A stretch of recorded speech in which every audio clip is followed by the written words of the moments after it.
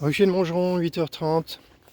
Petite visite plus par curiosité, je m'attends pas à voir quoi que ce soit. Peut-être constater, vérifier que les frelons sont bien morts le matin, ce dont je suis quasiment sûr. Ici, tous les frelons sont morts. Peut-être même je pourrais nettoyer, ce serait malin. Ce serait super malin de faire ça, nettoyer toutes les boîtes. C'est un peu humide. J'aime pas quand il fait humide, moi. Ouais, évidemment, pas un seul frelon vivant le matin, c'est... Ils survivent pas les frelons à la nuit. À l'épuisement toute la journée. Ouais, c'est rempli de frelons. Tiens, un frelon en haut qui est pas mort, je pense. Là, ça. Ah, 2 frelons qui ont survécu.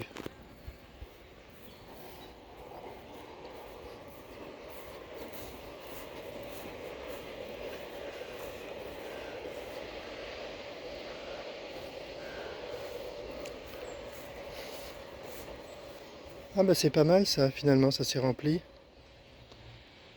Ça va se remplir d'eau.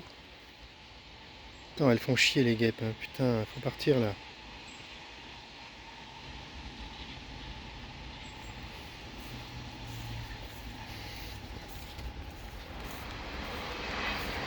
Bon bah rien à signaler, hein. Je serais bien étonné de voir un frelon à cette heure-là. Sur un rucher qui est furtif ou pas loin. Bah allez, je fais une pause et je vais nettoyer les pièges. En tout cas, je vais commencer. Ouf, j'ai nettoyé tous les pièges. C'est très humide, donc c'est pas très ragoûtant. Et puis je l'avais pas fait en fait, hein. C'est la première fois que je le fais systématiquement. Donc maintenant tous les pièges sont vides et ben maintenant, bizarrement en fait, et ça illustre le fait que quand on veut protéger un rucher, ce n'est pas le nombre de frelons qui sont capturés qui compte. Même si quand on est débutant et qu'on installe ses premiers pièges, on est très content d'en capturer beaucoup. Et d'ailleurs on a même eu 2-3 utilisateurs ces jours-ci qui nous ont présenté un mystère. C'est-à-dire qu'ils étaient super contents d'avoir capturé des tas de frelons le premier jour et ensuite ils se sont tous échappés. Et il y a au moins 3 personnes qui nous ont dit ça. La première, ça s'est résorbé le lendemain. Le lendemain, tout était résolu. Alors j'ai absolument pas compris ce qui s'est passé. On a encore 1 ou 2 personnes à qui c'est arrivé. Bon, donc on leur a dit surtout de ne pas modifier le piège, de garder confiance. Et puis j'attends un retour, mais j'espère que ça va se calmer. Donc j'ai pas beaucoup de pistes en fait, hein. Soit le cône est mal fait, ou fait au hasard comme nous, mais avec pas de chance. Soit le nouveau maillage de couvercle gris foncé n'est pas étanche, mais bon, moi j'ai fait le test l'autre jour et il est étanche. Et puis ensuite, la première dame, la première utilisatrice, bah, ça marche pour elle maintenant, donc ça veut dire que c'est pas ça. Tiens, un frelon qui arrive là. Donc c'est mystérieux. Et le troisième, c'était quoi, la troisième possibilité? Le cône, le grillage. Franchement, je me rappelle même plus.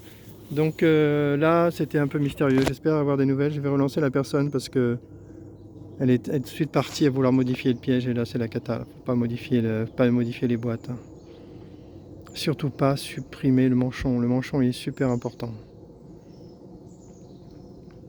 Donc en fait, je disais que quand on découvre les tentes, on est super content, on est ravi de capturer autant de frelons. Mais après, quand ça se normalise, et comme moi là sur mon rucher où je commence à penser que c'est furtif, comme à Crone, bah, du coup dans les pièges, bah, il n'y a plus de frelons en fait, ou quasiment plus. 2 frelons par jour, un truc comme ça. 2, 3, 4 frelons par jour, mais vraiment pas beaucoup par rapport au début où on en a, moi j'en avais 70 en quelques jours à Crone la première fois, et puis après j'ai jamais eu des captures comme ça. Donc du coup moi je suis dans un cas extrême là,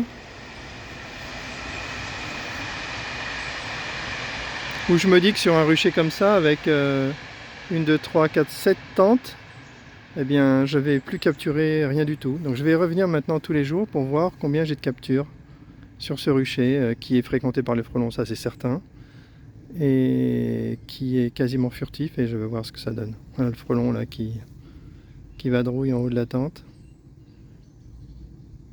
Voilà, donc c'est pas mal, ça va être un bon test. Ça va me donner une occasion de revenir ici régulièrement.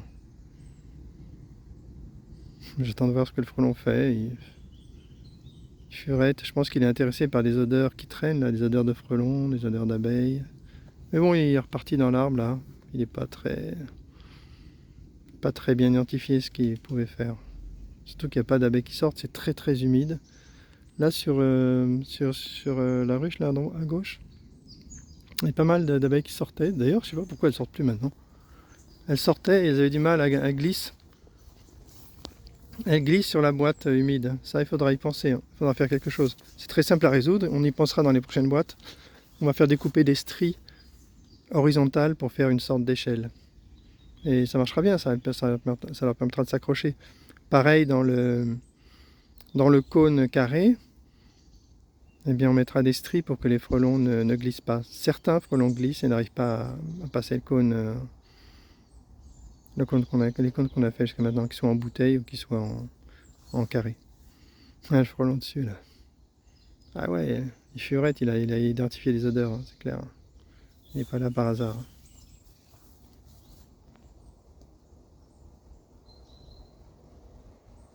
Et ouais, frelon, il est gros. Et oui, il n'y a plus de frelon, il n'y a plus rien. Il y a les odeurs, mais il n'y a pas de frelon.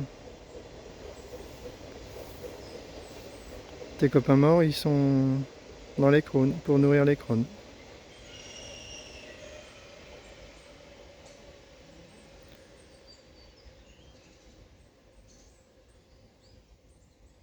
Donc pour les nouvelles de la fabrication, on aura pour l'année prochaine des toits. On est quasiment décidé puisque c'est même notre fabricant qui nous a fait la suggestion.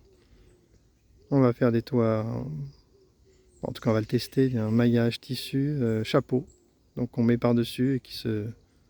Comme une charlotte, j'ai appris ce mot, je ne connaissais pas ce mot. Je connaissais l'objet, mais je ne connaissais pas le mot. Je vais pas assez souvent chez le coiffeur, pour dames. Et ah, frelon qui m'en bat. Et du coup, ça sera très pratique à installer. On le met par-dessus. On ne l'avait pas fait jusqu'à maintenant. Frelon qui se pose sur une planche d'envol et qui attrape une abeille. Waouh! C'est pas vrai ça! C'est pas vrai, je l'ai tué. C'est incroyable, quel culot! Il se pose sur la planche d'envol et il attrape une abeille. Incroyable! On voit, il se pose sur la planche d'envol parce que les abeilles ne gardent pas la planche. Hein, voilà. Et en plus, il en profite pour attraper une abeille. C'est incroyable ce qu'il a fait. Il n'a pas eu de chance l'abeille. Bon, quoi d'autre? Seul frelon que je vois depuis tout à l'heure, il se pose sur une planche et il attrape une abeille. Enfin vraiment, c'est vraiment... Il n'y a plus de respect. Hein. Voilà, donc on n'avait pas fait le toit chapeau en tissu parce qu'on avait un problème pour... moi j'avais un problème pour avoir un support pour les boîtes. Il faut qu'elles tiennent sur quelque chose, les boîtes. Elles ne peuvent pas tenir sur du tissu, sinon le tissu se déforme, il s'effondre. Donc là j'ai trouvé une solution que je vais tester, qui n'est pas compliquée, que je vais tester aussi. Et du coup là on aura une tente complète, facile à installer. Ça va être vraiment super. Là on va vraiment être dans un produit bien fini, facile à installer, sans discussion. Bon, c'est la conclusion de cette année, c'est que je pense que c'est vrai dans toute l'industrie en fait, qu'il faut proposer des produits sans réglage en fait. Il ne faut pas qu'il y ait la moindre occasion de réglage, sinon ça se passe pas bien avec des personnes qui captent pas bien, qui lisent pas la doc, qui veulent mettre leurs pattes et font des changements, et du coup ça se passe pas super bien. Ou des gens qui réagissent trop vite, qui lisent pas, enfin qui posent le truc, qui comprennent pas, et du coup ça marche pas et ils sont pas contents.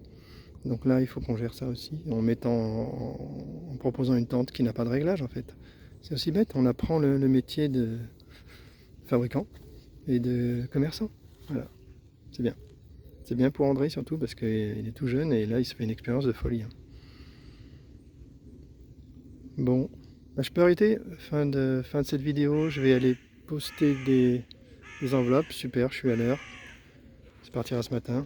Et j'étais à Montgeron et j'étais venu faire un petit passage rapide qui s'est un peu éternisé. Fin de la vidéo.